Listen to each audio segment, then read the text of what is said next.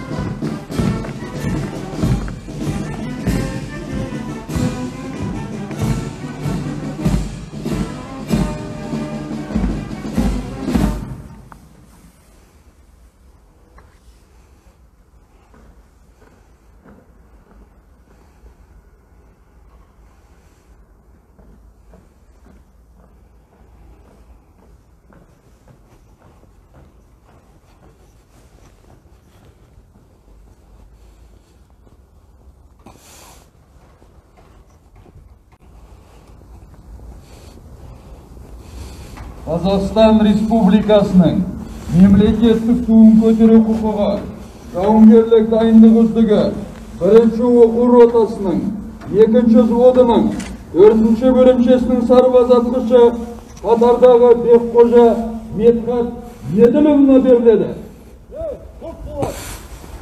Қазақстан Республикасының әнұраны менен Қазақстан Республикасының туы биікке көтерілуде. Жаңа айта кеткендей, жауынгерлік қызметтің үздігі сарбаз өзінің осы бір ай оқу жаттығу кезінде үздік жетістіктерге және үздік көріністер көрсетілген үшін мына сарбазға Қазақстан Республикасының туын көтеру мәртебесі берілді.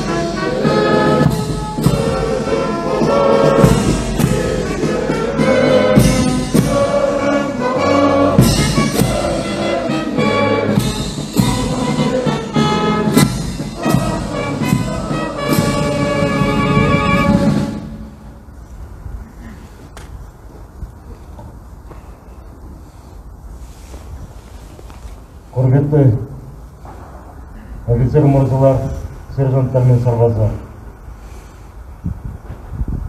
Құрметті көрермендер, бүгінгі осы салтанатты біздің мерей кешімізге қатысып отырған көрермендер. Бүгін біз Зермен әскери бөлім тарихында тағы да бір жарқын оқиғаның куәгері аталғалы отырмыз. Бұған себеп отан алдында азаматтық борышын өтеуге келген ер жігіттердің әскери ант қабылдау күні. Салтанатты сәтте жас ұландар туған жеріне адал қызмет етуге, өзіне жүктелген міндеттерді бұлжытпай орындауға серт бермек. Қазақстан Республикасы президентінің қаулысымен бекітілген Қазақстан Республикасы қарулы күштерінің басқа әскерлер мен әскери құрамдарының жалпы әскери жарғылықтарына сәйкес біздің мемлекетіміздің әрбір азаматы ұлттық ұлан қатарына қабылданар алдында әскери ант қабылдайды.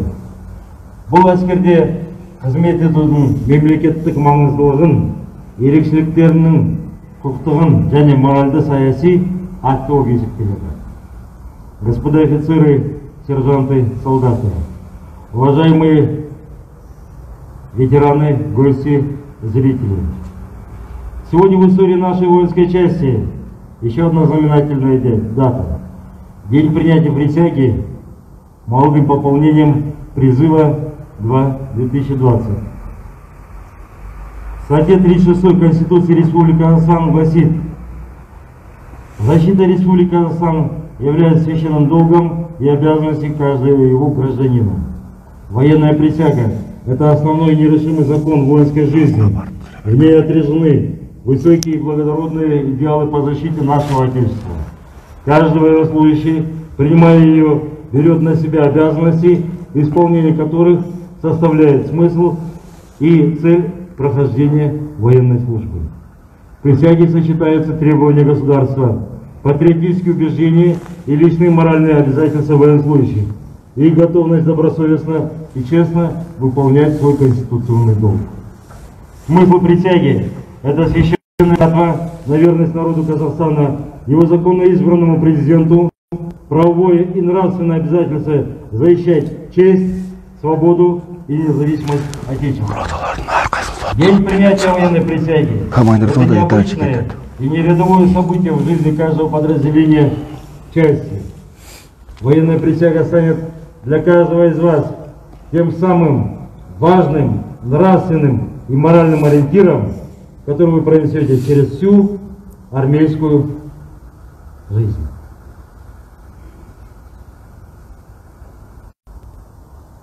Бөлім, жел, вектор, ту тобы, ортаға.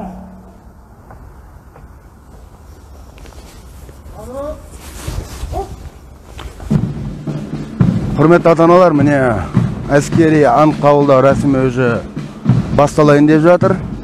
Қазір мына 55-те 70 әскери бөлімнің жауынгерлік туы саптың алдына шығарылғаннан кейін оқу пунктінің бастығы майор Дарип Құрмет Серікұлына пәрмен беріледі. Сарбаздарды әскери ант қабылдау рәсіміне кіріс деген сол пәрменнен кейін балаларыңыз отан алдындағы міндетіне адал болуға ант қабылдайтын болады.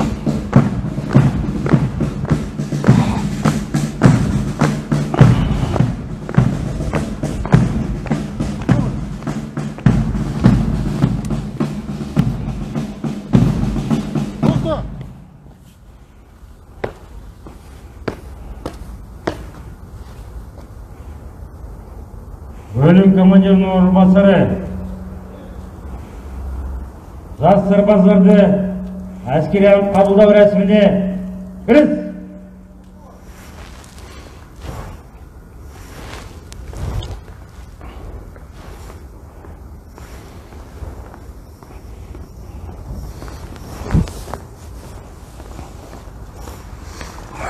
Алтынан жанынан да жандырып ал.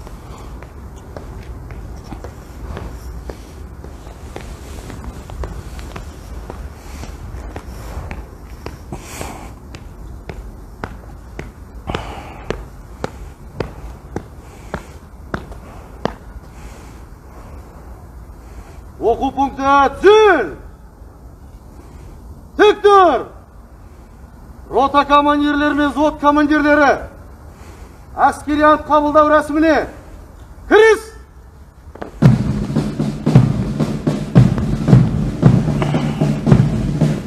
Қазір взводтың алдына барып, қабылдап атқан кісі айналып жүр. Қатардағы Аман, қатардағы Уәлихан, әскери ант қабылдаушы маған кел.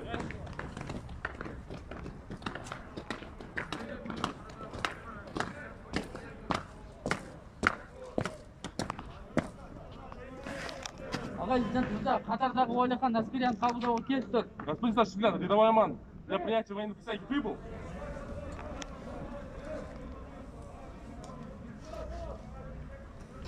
Мен Қазақстан Республикасының азаматы Уәлихан Мейрамбек Манарбекұлы қарулы күштердің қатарына кіре отырып ант қабылдаймын заңды сайланған президентіне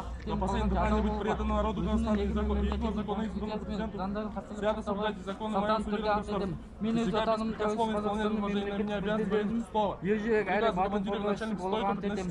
Егер мен өзім қабылдаған әскери ант тапсырсам, онда Қазақстан Республикасының государственную тайну. Я клянусь быть мужественным и смелым защитником моей родины, государственных интересов независимого Казахстана. Если я нарушу принятую мной военную присягу, то пусть меня постигнет суровая кара, установленная законом Республики Казахстан.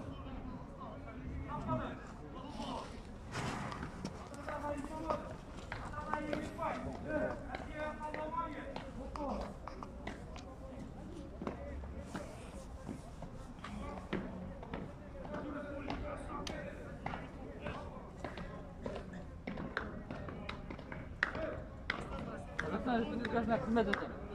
Служу Республики Казахстан. Қазақстан Республикасына қызмет етемін. Служу Республики Казахстан. Көп болады. Атарда Қасимов. Атарда Юсупов. Әскери атқаулар Жуангер.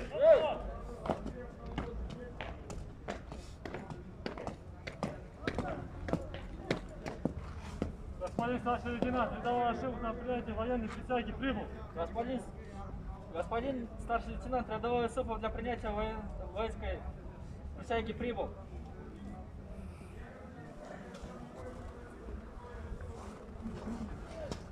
Я, гражданин Республики Казахстан, Ашимов Юсуф Ерджанов, вступаю в ряды вооруженных сил, принимаю присягу торжественно клянусь до последнего дыхания быть предан народу Казахстана, его законно избранному президенту, свято соблюдать Конституцию и законы моего суверенного государства,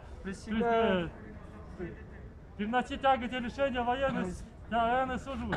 Я обязуюсь добросовестно изучать военное дело, беречь военное и народное имущество, строго хранить военную государственную тайну. Я клянусь быть мужественным и смелым защитником моей родины, государственных интересов независимого Казахстана. Если я нарушу принятую мною военную присягу, то пусть меня постигнет суровая кара, установленная законом Республики Казахстан. Присягаю. Присягаю.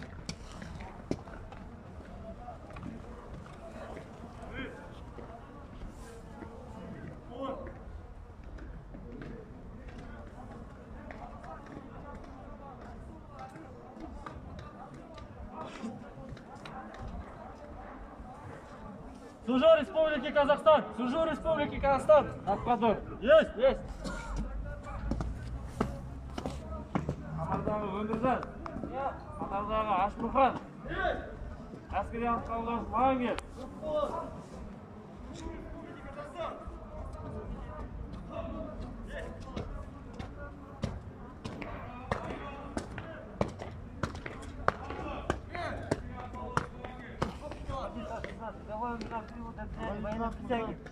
Қатардағы Ашмұхан әскери атқауларға кетті. Мен Қазақстан Республикасы азаматы Артықмұхан Ерғазат Серікұлы қарулы күштердің қатарына кіре отырып ант қабылдаймын. Және Қазақстан халқы мен оның заңды сайланған президенттен ақтық темір қалғанша адал болуға өзінің егемен мемлекеттің конституциясының заңдарын қастерлеп сақтауға салтанатты түрде ант етемін. Әскери істі дәйекті оқып үйренуге, әскери және халықтың құқықтарын ұстауға, әскери және мемлекеттік құпияны қатаң сақтауға ант етемін. Егер мен өзім қабылдаған әскери антты бұзсам, онда Қазақстан Республикасының заңдарында белгіленген қатаң жазаны кешуге әзірмін. Защитником моей родины, государственных интересов независимого Казахстана. Если я нужно принять мою военную присягу, то пусть меня постиг суровая кара, установленная законом Республики Казахстан. Присягаю.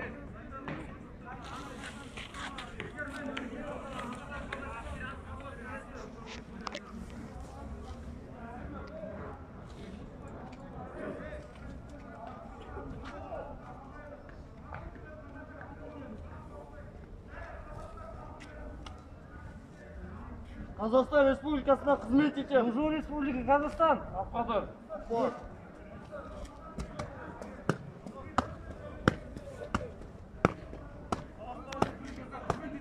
Айтқұлов. Бердебай, әскери атқа ұласқан кел.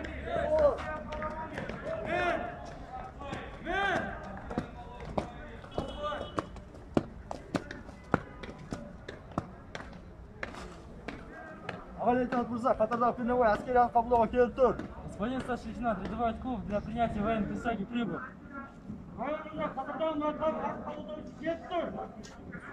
Қазақстан Республикасының азаматы передовой РС қуандығы қарулы күштер қатарына келіп отырып ант қабылдаймын және Қазақстан халқы мен оның заң шығарған президентіне ақ тиым қалғанша адал болуға өзінің егемен мемлекетінің конституциясы мен заңдарын қастерлеп сақтауға салтанатты түрде ант етемін. Законы моего суверенного государства. Әскери істі дәйекті оқып үйренуге әскери және мемлекеттік құпияны қатаң сақтауға ант етемін.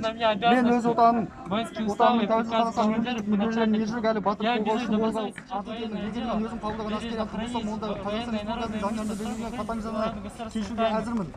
Я клянусь быть мужественным и смелым защитником моей родины, государственных интересов независимого Казахстана. Если я нарушу принятую мной военную присягу, то пусть меня постигнет суровая кара, установленная законом Республики Казахстан. Присягаю.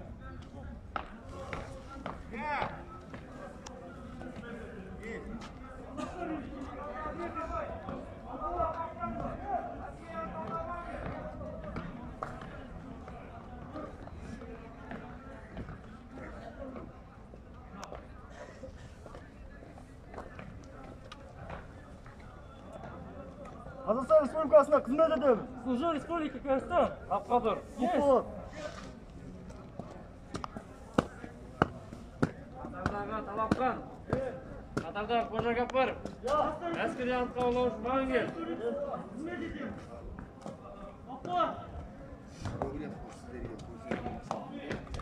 әр сарбазлармен тез жүріп қарап.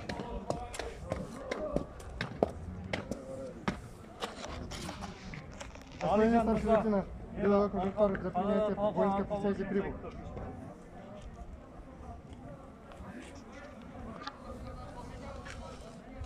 Я, гражданин Республики Казахстан, Кожухаров, актер Бахытович, вступая в ряды вооруженных сил, принимая присягу и торжественно клянусь до последнего дыхания быть преданным народу Казахстана и его законно избранному президенту, свято соблюдать Конституцию и законы моего суверенного государства, присягаю беспрекословно исполнять возложенные на меня обязанности воинской уставки, приказы командиров и начальников, стойко переносить тяготы и лишения воинской службы, обязуюсь добросовестно изучать воинское дело, беречь воинское и народное имущество.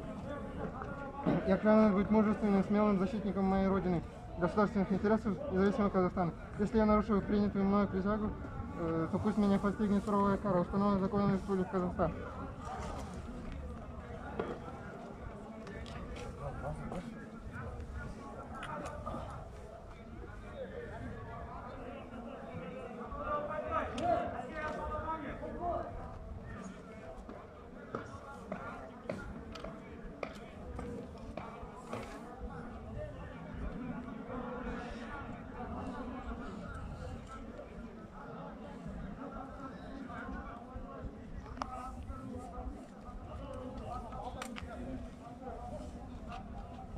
Служу Республике Казахстан. Абхазар. Полат.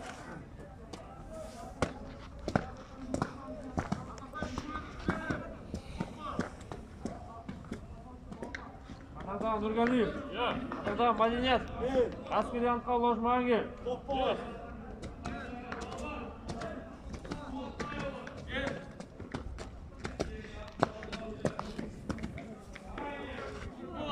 Аға лейтенант Мырза, қатардағы Мәдениет әскери ант қабылдау үшін келіп тұр. Господин старший лейтенант, рядовой Нұрғалиев для принятия военной присяги прибыл.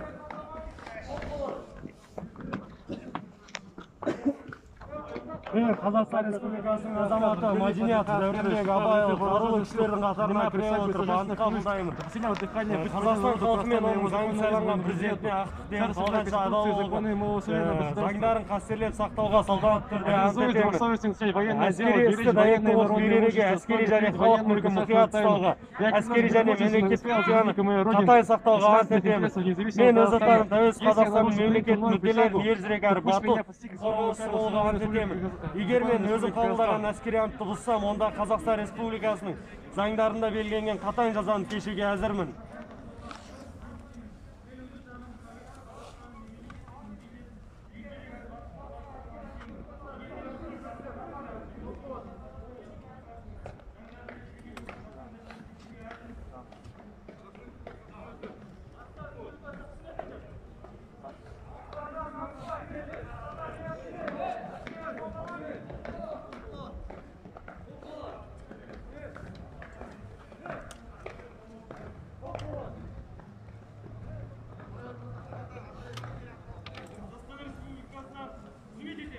Қазақстан Республикасына қызмет етіп, Служу Республики Казахстан, Сапқадыр, есть, топ болады.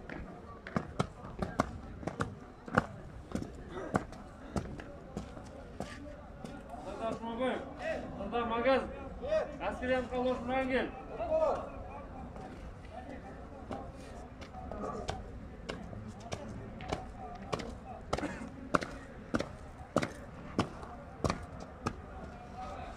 Лейтенант Мырза, Сардар Жұмабаев, әскери ант қабылдау үшін келіп тұр. Мен Қазақстан Республикасы азаматы қарулы қатарына кіре отырып ант қабылдаймын. Және Қазақстан халқы мен оның заңды сайланған президентіне адал болуға, өзінің заңды қастерлеп сақтауға салтанатты түрде ант етемін. Мен өз отанымның тәуелсіз Қазақстан мемлекетінің мүдделерін ержүрек әрі батыр қорғаушысы болуға ант етемін. Егер мен өз қабылдаған әскери анттың бұзғанымда Қазақстан Республикасы заңдарында белгіленген қатаң жазаны кешуге әзірмін. Қазақстан Республикасының заңдарында белгіленген қатаң жазаны кешуге әзірмін.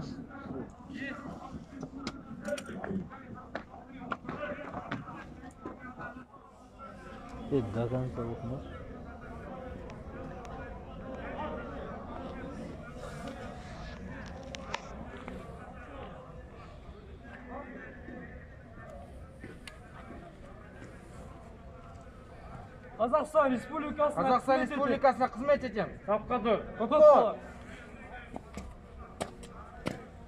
Атазар Байназар. Атазар Гарифулаев. Әскери ант қабылдаушы Мангел. Сапқадыр.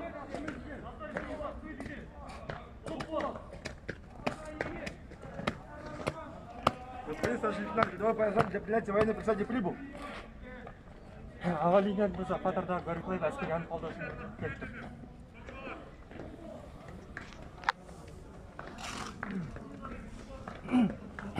Я, Қазақстан Республикасының Байназаров Данил Асылбекұлы, принимаю присягу Қазақстан Республикасының народа Казахстана и его законно избранному президенту.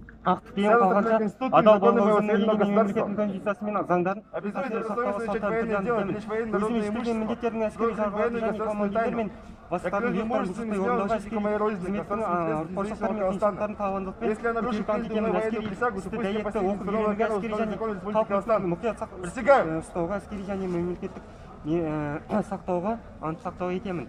Мен өз отанымның тәуелсіз Қазақстанның мемлекетінің мүдделерін әрі батыл қорғаушысы болуға, егер мен өзім қабылдаған әскери антты бұзсам, онда Қазақстан Республикасының заңдарына белгіленген қатаң жазаны кешуге әзірмін.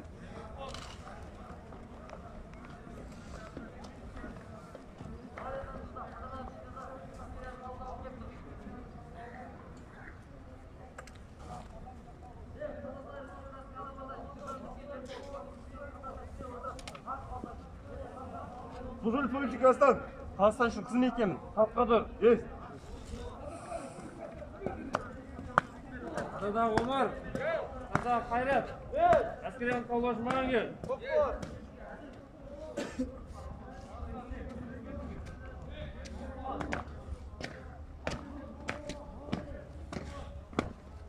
Господин старший лейтенант, рядовой Омар для принятия военной присяги прибыл. Алидар Туза, қатардағы Қайрат, әскери ант қабылдауға келіп тұр.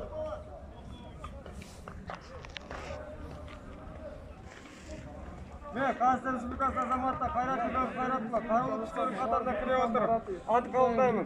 Және Қазақстан халқы мен оның заңды сайланған президентіне астың дейін қалғанша адал болуға, өзімнің егемен мемлекетімнің конституциясына қастерлеп сақтауға салтанатты түрде ант етемін. Егер мен өзі қалды әскери антты бұзсам, онда Қазақстан Республикасының заңдарына белгіленген қатаң жаза кешуге әзірмін.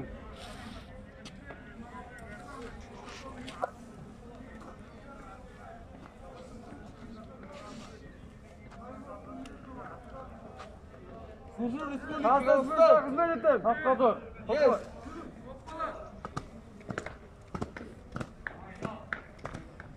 Атазар Әмірхан. Атазар Нүгірбек. Әскери ант қабылдаушы Мангел.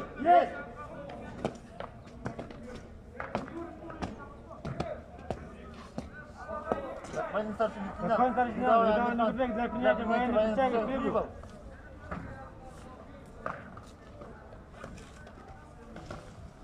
Мен Қазақстан Республикасының азаматы Нігірбек Еламан Азаматұлы барлық кісілердің қатарына кіре отырып, ант қабылдаймын және Қазақстан халқы мен оның заңды сайланған президентіне ақтық демін қалғанша адал болуға, өзінің елі мен мемлекетінің конституциясы мен заңдарын қастерлеп сақтауға салтанатты түрде ант етемін. Өзіме жүктелген міндеттерді әскери жарғылардың және командирлер мен бастықтардың бұйрықтарын бұлжытпай орындауға, әскери қызметін ауыртпалықтар мен қиыншылықтарын табандылықпен көтеруге ант етемін. Егер мен өзім қабылдаған әскери антты бұзсам, онда Қазақстан Республикасы заңдарында белгіленген қатаң жазаны кешуге әзірмін. Казахстана, если я нарушил принятую мною военную присягу, то пусть меня постигнет суровая кара, установленная законами Республики Казахстан.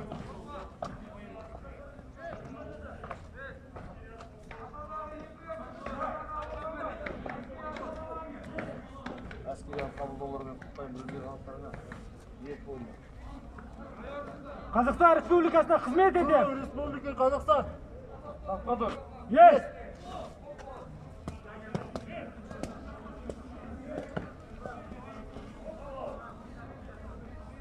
Қатардағылар, Утиулин, Бисаримов, әскери ант қабылдау үшін маған кел.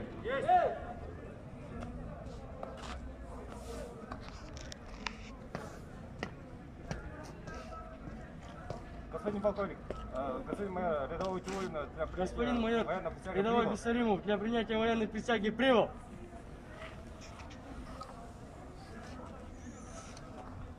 Я, гражданин Республики Казахстан, Бисаримов Орлан Ярович, вступаю в ряды вооруженных сил, принимаю присягу и торжественно клянусь до последнего дыхания быть преданным народу Казахстана и его законно избранному президенту, свято соблюдать Конституцию и законы моего суверенного государства. Присягаю беспрекословно исполнять возложенные на меня обязанности, воинские уставы и приказы командиров и начальников, стойко переносить тяготы и лишения военной службы, обязуюсь добросовестно изучать военное дело, беречь военное и народное имущество, строго хранить военную и государственную тайну. Я клянусь быть мужественным и смелым защитником моей родины, государственных интересов независимого Казахстана. Если я нарушу принятую мною присягу, то пусть меня постигнет суровая кара, установленная законом Республики Казахстан. Присягаю. Присягаю.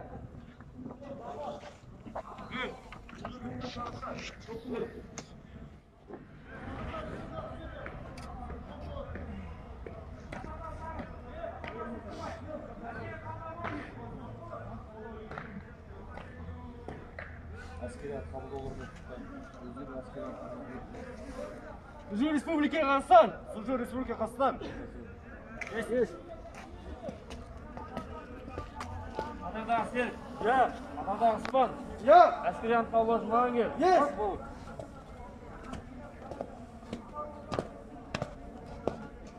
Господин старший лейтенант, рядовой Спан для принятия военной присяги прибыл. Аға лейтенант мырза, Қатардағы Серік ант қабылдаушы келіп тұр. Я, гражданин Республики Казахстан, Спан Асқасатаевич, вступаю в ряды вооруженных сил, принимаю присягу и торжественно клянусь до последнего дыхания быть преданным народу Казахстана, его законно избранным президентом, свято соблюдать Конституцию и законы моего суверенного государства, обязуюсь добросовестно изучать военное дело, беречь военное и народное имущество, строго охранить военную государственную тайну. Я клянусь быть мужественным и смелым защитником моей родины, государственных интересов независимого Казахстана. Если я нарушу принятую мою присягу, то пусть меня постигнет суровая кара, установленная законом Республики Казахстан.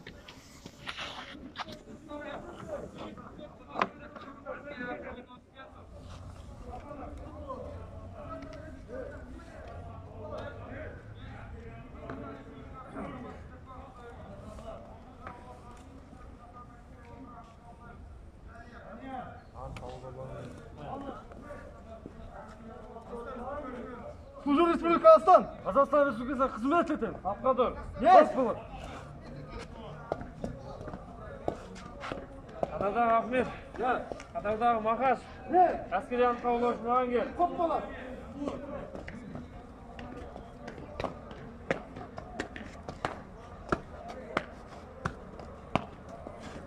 Господин старший лейтенант, рядовой Ахметов, для принятия военной присяги прибыл. Аға лейтенант мырза, Қатардағы Мақаш әскери ант қабылдау үшін келіп тұр. Мен Қазақстан Республикасының азаматы Мақаш Тұралбек Батырханұлы қарулы күштердің қатарына кіре отырып ант қабылдаймын. Және Қазақстан халқы мен оның заң сайлаған президентіне ақтық тиым қалғанша адал болуға, өзімнің егемен мемлекеттік конституцияның заңдарын қастерлеп сақтау салтанатты түрде ант етемін. Әскери істі дәйекті оқып үйренуге, әскери және халық мүлкін мұқият ұстауға, әскери және мемлекеттік құпияны қатаң сақтауға ант етемін. Егер менің өз отаным тәуелсіз Қазақстан мемлекеттік мүдделерін ержүрек әрі батыл қорғаушы болуға ант етемін. Егер менің өзім қабылдаған әскери ант бұзсам, онда Қазақстан Республикасы заңдарының берген қатаң жазаны кешуге әзірмін.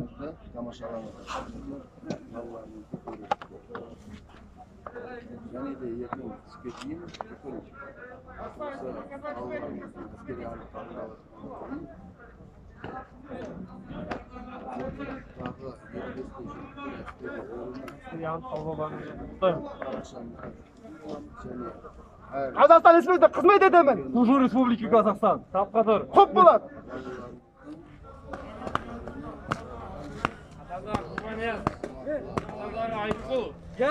Әскери ант қабылдаушы маған кел. Астынан оқ болғаннан кейін қарап көрулеріңізге болады. Аға лейтенант мырза, қатарда Құрбанияз.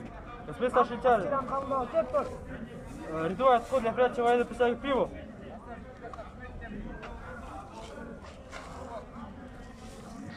Я гражданин Республики Казахстан, откуда Аскарұлы, ряды вооруженных сил, Байрамұлы қарулы принимая присягу и торжественную клянусь до последнего дыхания быть преданным народу Казахстана и его законно избранному президенту, вся соблюдать Конституцию и закон моего суверенного государства, присягая беспрекословно исполняя возложенные на меня обязанности, воинские уставы, приказы командиру и начальнику, срока переносить тяготы и лишения военной службы, обязуюсь добросовестно изучать военное дело, беречь военные и народные имущества, строго хранить военную и государственную тайну.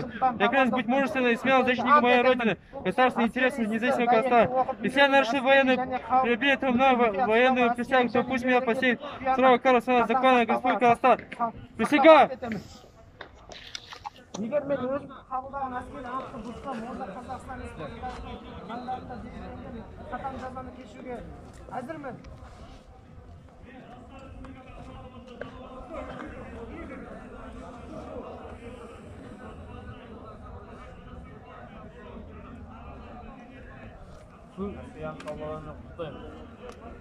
Служу Республики Казахстан! Қазақстан Республикасында қызмет етемін. Тапқа тұр. Есть!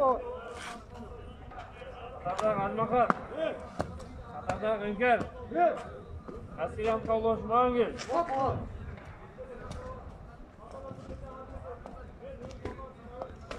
Аға лейтенант мырза, қатардағы Әлмахан ант қабылдауға келіп тұр. Аға лейтенант мырза, қатардағы Іңкер әскери ант қабылдау үшін келіп тұр.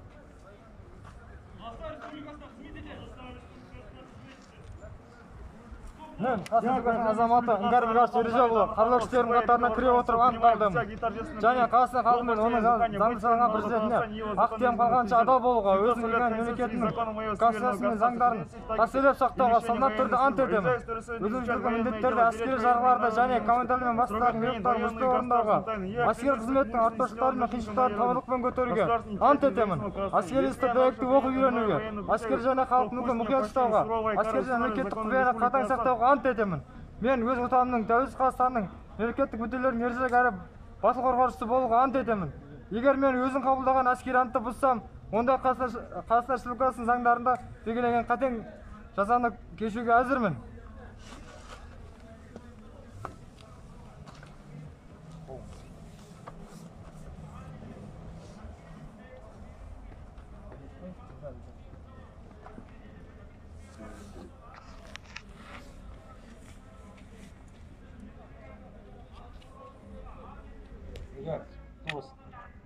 Антыға беру адал бол. Ерік бол. Қазақстан Республикасына қызмет етемін. Қазақстан Республикасына қызмет етемін. Тапқа тұр. Оқ болады. Қатардағы Батырбек. Мен. Қатардағы Тұманов.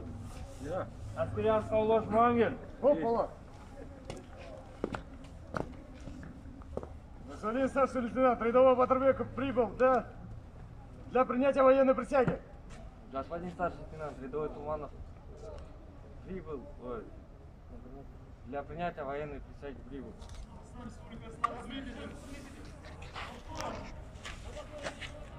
Я Я, гражданин Республики Казахстан, Батырбек Бекжан Бахтыгалиевич, вступая в ряды вооруженных сил, принимая присягу и торжественно клянусь до последнего дыхания быть преданным народу Казахстана, его законно избранному президенту. Свято соблюдать Конституцию и законы моего суверенного государства. Присягаю беспрекословно исполнять возложенные на меня обязанности, воинские уставы и приказы командиров и начальников. Стойко переносить все тяготы и лишения военной службы. Обязуюсь добросовестно изучать военное дело, беречь военное и народное имущество и хранить военную государственную тайну. Клянусь быть мужественным и смелым защитником моей родины, государственных интересов независимого Казахстана. Если я нарушу принятую мной военную присягу, то пусть меня постигнет суровая кара, установленная законами Республики Казахстан. Присягаю.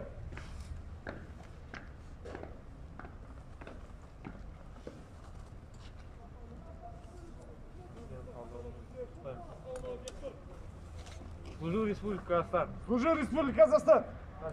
Есть. Атадағы Искандер. Атадағы Әуезхан. Әскерін қаулаушы Мағангер.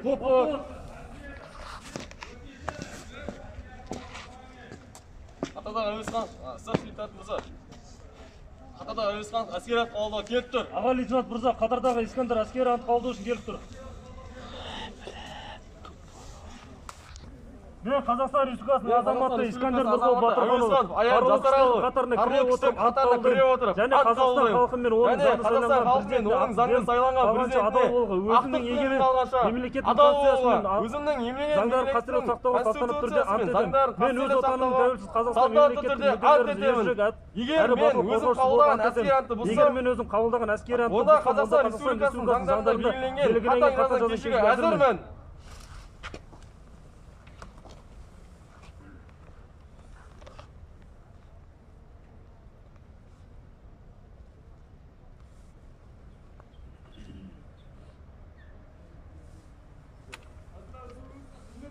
Қазақстан Республикасына қызмет етемін. Қызмет етемін. Атадағы Базанов. Атадағы Құлмет. Әскери ант қабылдаушы Мағангер. Аға лейтенант мырза, Қатардағы Базанов әскери ант қабылдауға келіп тұр. Аға лейтенант мырза, Қатардағы Құлмет әскери ант қабылдауға келіп тұр.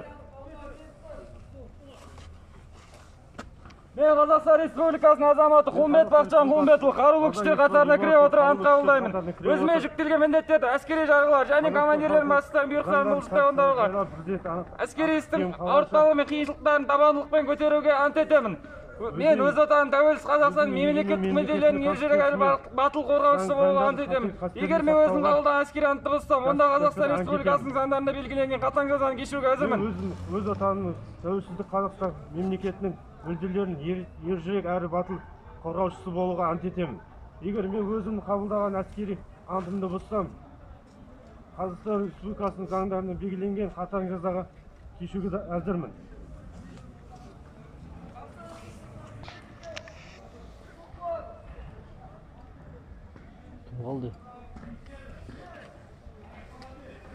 Қазақстан Республикасына қызмет етемін. Қазақстан Республикасына қызмет етемін.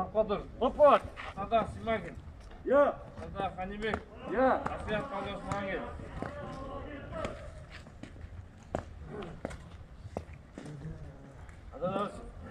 Аға лейтенант мырза, Қатардағы Симакин ант қабылдау үшін келіп тұр.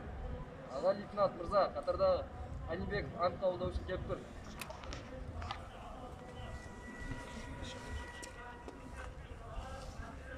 Я, гражданин Республики Казахстан, Симакин Арман, вступаю в ряд вооруженных сил, принимаю присягу и торжественно клянусь до последнего дыхания быть предан народу Казахстана и его законно избранному президенту, свято соблюдать Конституцию и законы моего суверенного Казахстана. Я клянусь быть мужественным и смелым защитником моей родины, государства, интересов независимого Казахстана. Если я нарушу принятую мою военную присягу, то пусть меня покорит суровая кара закона, установленная законом Республики Казахстан.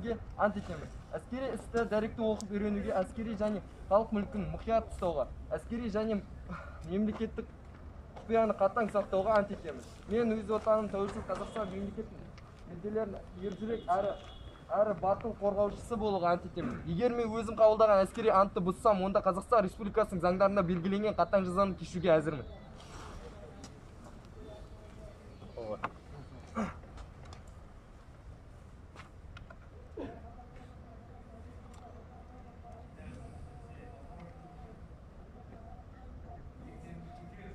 Ақ қабылдауларымен құттықтаймын. Служу республике Қазақстан. Қазақстан Республикасына қызмет етем. Қақпа тұрыңдар. Тұппас.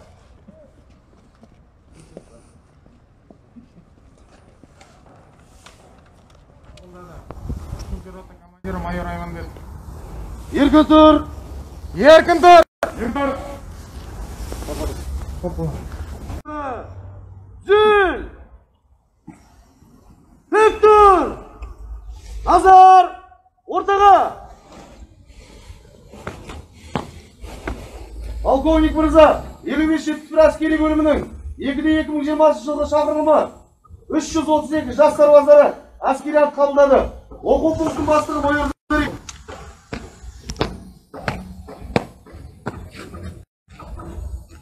Жас сарбаздарды әскери ант қабылдауыменен барлық жеке құрамды толық құқылы жаңа толықтыруыменен құттықтаймын.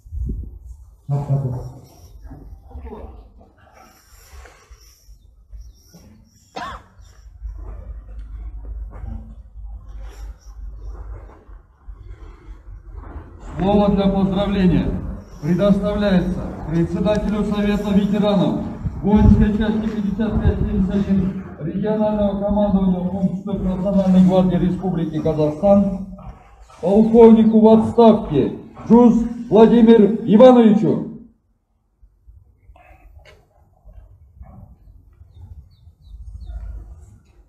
Господа офицеры, сержанты, солдаты, сегодня в нашей части праздничный день. Принятие военной присяги молодым пополнением призыва ноябрь 2020 года. Сегодня молодые солдаты дали священную клятву своему народу в том, что они будут честными, храбрыми, дисциплинированными воинами, будут строго хранить государственную военную тайну, беспрекословно выполнять все воинские уставы и приказы командиров, стойко переносить тяготы лишения воинской службы. Принимая военную присягу, гражданин Республики Казахстан торжественно клянется до последнего дыхания быть преданным своему народу и президенту, свято соблюдать Конституцию и законы нашего суверенного государства. Он присягает беспрекословно исполнять возложенные на него обязанности, воинские уставы и приказы командиров и начальников. Приняв присягу и скрепив ее своей подписью, вы взяли на себя личную ответственность за защиту Отечества, за безопасность народа, за его светлый завтрашний день. Отечество доверило вам святое дело – оберегать безопасность и суверенитет страны Республики Казахстан, быть преданными народу Казахстана, мужественными, смелыми защитниками, достойными своих героических предков. День принятия вами военной присяги не забудется никогда. Желаю всем вам, вашим родным и близким, крепкого здоровья, счастья, благополучия, успехов в ратной службе, мирного неба над головой. Служите достойно, не огорчайте своих матерей, отцов, своих родных и близких. Я хочу, чтобы по окончании службы они гордились тем, что вы отслужили как положено, и тем, что вы отслужили именно в Национальной гвардии Республики Казахстан. Удачи вам! Келесі сөзге Түркістан облысынан шақырылған жас жауынгер қатардағы Ибрахим Бекжігіт Бекжанұлына беріледі. Армысыздар, аса құрметті генерал мырзалар, және де ардагерлер, офицерлер мен сержанттар, және құрметті қонақтар. Біз бүгін салтанатты түрде ант қабылдау мәртебесіне де келіп жеттік. Біз үшін Қазақстан Республикасының ұлттық ұланының 29 жыл толуы барысында әскери ант қабылдап, ұлттық ұлан сарбаздарының қатарына қосылу үлкен қуаныш, мәртебе. Мен қатардағы Ибрахим Бекжігіт Бекжанұлы ұлттық ұланның 55-71 әскери бөліміне отан алдындағы қасиетті борышымды өтеуге келгеніме шын жүректен қуаныштымын. Құрметті ардагер мырзалар, офицерлер және де құрметті қонақтар, біз жас сарбаз бір жұдырықтай жұмылып, жауынгерлік жанұяда ұйысқан ұлттық ұлан елі мен халқына қорғанып тұрғанмен, әскери борышымызды адал атқарып, және де сіздердің үміттеріңізді ақтап, әскери бөлімнің жауынгерлік туын көкте желбіретеміз. Ұлы қолбасшы Бауыржан Момышұлы атамыздың алтын сөздерінің бірі: тәртіпсіз ел болмас, тәртіпке бас иген құл болмас деген. Сондықтан біз темірдей берік әскери тәртіпті бұзбай, үлгілі сарбаз, ержүрек жауынгер болып, отан алдындағы қасиетті борышымызды адал атқарып, үйге аман есен оралып, ағайын туыстың жанына абыроймен оралуға тілектеспін. Назар салып тыңдағандарыңызға рахмет. Слово для выступления предоставляется солдату-стрелку рядовому Олесик Руслану Юрьевичу, призванному от Бурного района города Тарас. Здравствуйте, многоуважаемые господа генералы, а также ветераны, офицеры, сержанты и уважаемые гости. В мгновение ока пронеслись первые 30 дней нашей службы, и для нас большая честь торжественно принять военную присягу. Мы рады и горды тем, что принимаем присягу именно в канун 29-летия Национальной гвардии Республики Казахстан. Я рядовой Олесик Руслан Юрьевич, военнослужащий воинской части 5571 Национальной гвардии. Для меня будет честью выполнить свой священный долг перед Родиной именно здесь, и я безмерно рад этому.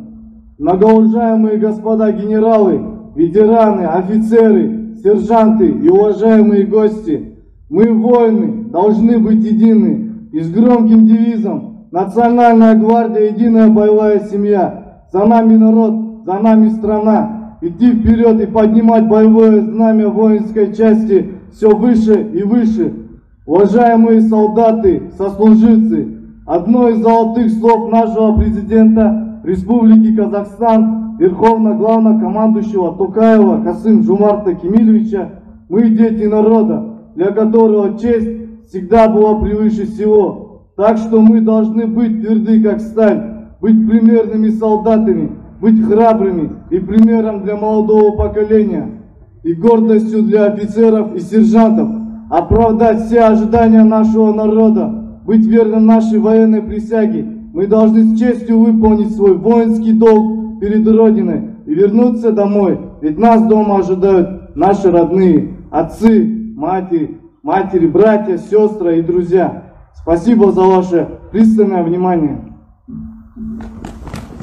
Келесі құттықтау сөзі 55-71 әскери бөлім командирі полковник Ешанов Баянғали Абдыбаниұлына беріледі. Құрметті офицерлар, сержанттар, сарбаздар, құрметті ата-аналар, көрермендер. Міне, бүгін осындай салтанатты іс-шара өткізілу барысында бәріміз куә болып отырмыз. Інілеріміз, балаларымыз, іні бала болып отырып, нағыз жауынгер атағына ие болып отыр. Бұл біздің әскери бөлім үшін үлкен дәреже, үлкен бір қадам алға басқанымыз деп есептеледі. Бүгіннен бастап біздің сапта ер жүрек жігіттердің қатары нығайып күшейді. Бүгіннен бастап Алматы қаласындағы қоғамдық қауіпсіздікті қадағалау, күзету жеке құрамы нағыз түрінде үлкейіп, енді деңгейін көтеруі ғана қалып отыр. Сондықтан да қызмет жеңіл деп айтпаймын. Қызметті оңай деп айтпаймын. Біздің қызметіміздің қыры да бар, сыры да бар. Оның бәрін осы тұрған сапта тұрған жігіттердің бәрі біледі. Қиын болса да, ауыр болса да, бүгінгі күнге шейін еш жауынгер, әскери қызметші қабырғасын майыстырып, бетін тығып, артқа шегінген емес. Сенімдімін, осы тұрған жігіттер, сарбаздар антына берік болып, Құдай қаласа бір жылдан кейін бастарын осылай тік ұстап, ашық көзбенен, жарқыраған маңдайларменен елдеріне орала отырып, сіздерді қуантады. Уважаемые родители, господа офицеры, сержанты, солдаты, в жизни каждого мужчины есть неоспоримое и святое требование, заложенное еще на генном уровне, защищать свой дом, защищать своих близких, защищать свою родину, отчизну. И сегодня я, как командир части, горд, что в моем коллективе достойно стали в боевой строй воины.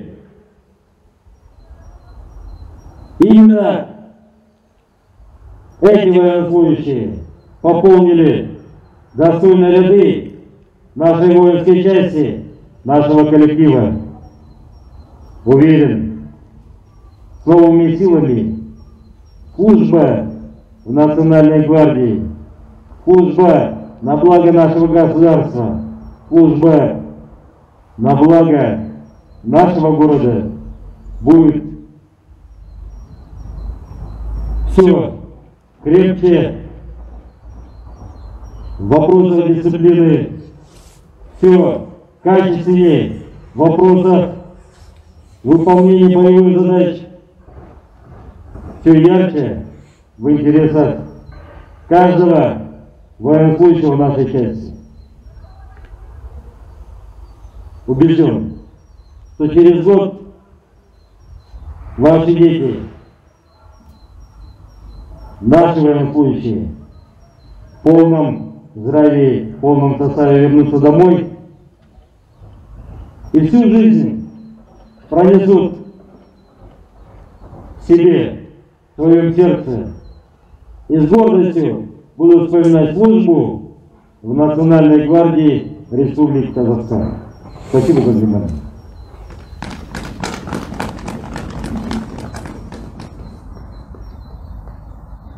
Утубе, Сапкатор.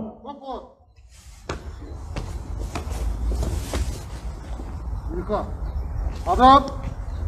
Бас!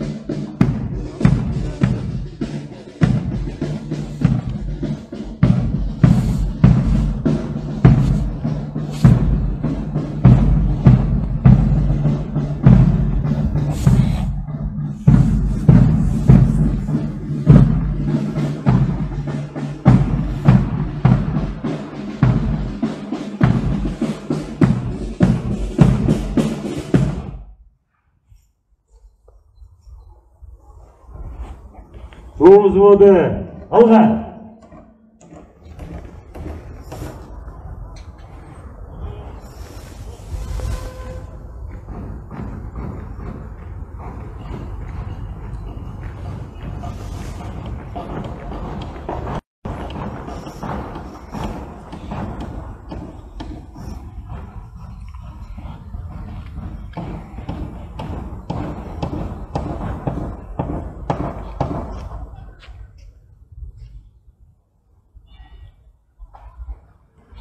Жел!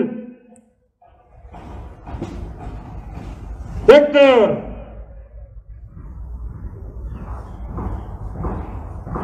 Жауынгерлік туасына оңға жел!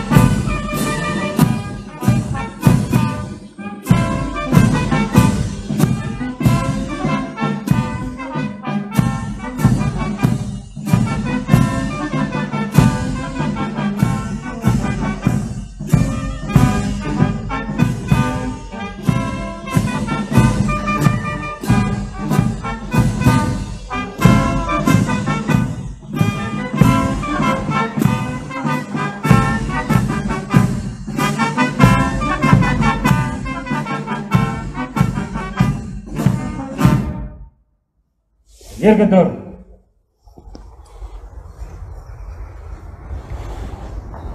Құрметті көрермендер, осымен біздің салтанатты шара аяқталды. Назарларыңызға рахмет.